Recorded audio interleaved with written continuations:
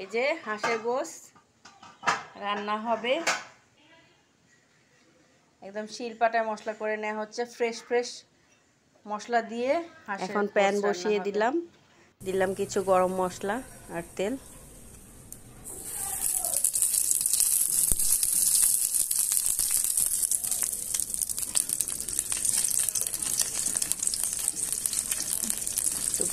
পেঁয়াজ দিয়ে দিচ্ছি,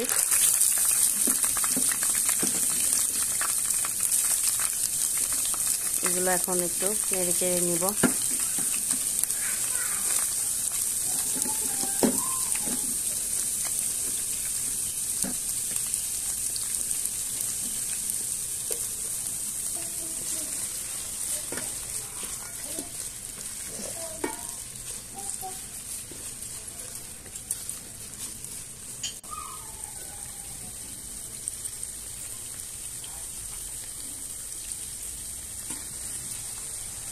ভালো করে পেঁয়াজটা নেড়ে নিচ্ছি। আসলে চুলার হিটটা কম, এই জন্য একটু আস্তে আস্তে হচ্ছে। এখন এক এক করে সব বাটা মশলাগুলো দিয়ে দিচ্ছি।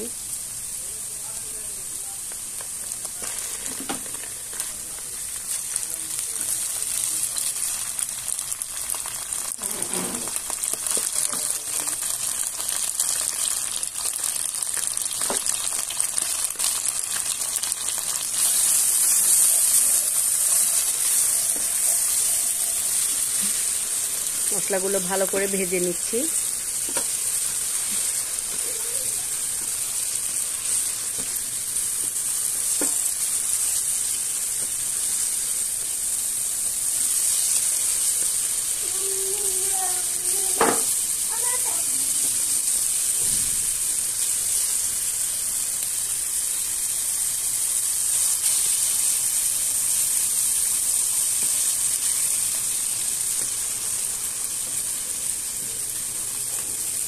এখন এক এক করে গুঁড়ো মশলাগুলো দিয়ে দিব।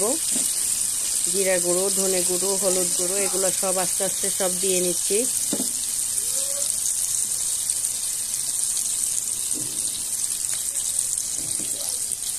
সবাই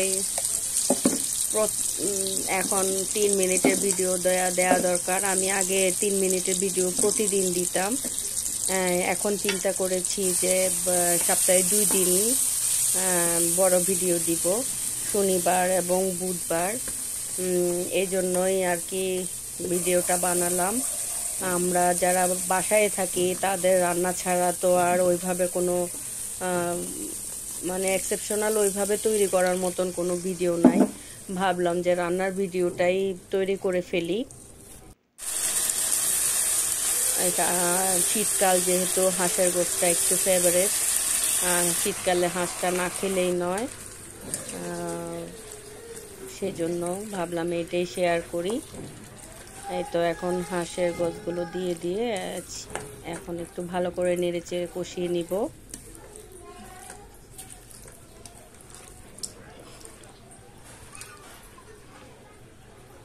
ঢেকে দিলাম কষে আসা পর্যন্ত।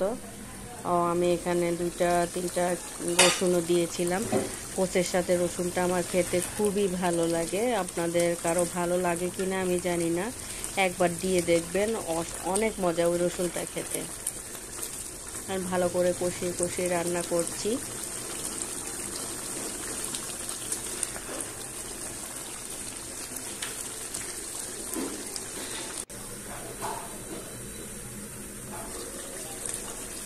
লবণটা একটু কম ছিল, আর একটু লবণ দিয়ে দিলাম।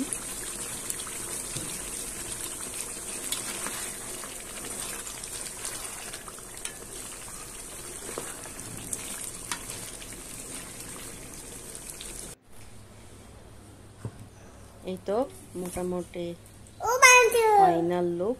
এই তো সার্ভ করে দিলাম। আমার ভিডিওটি ভালো লেগে থাকলে লাইক, কমেন্ট, শেয়ার করে আমার পাশে থাকবেন।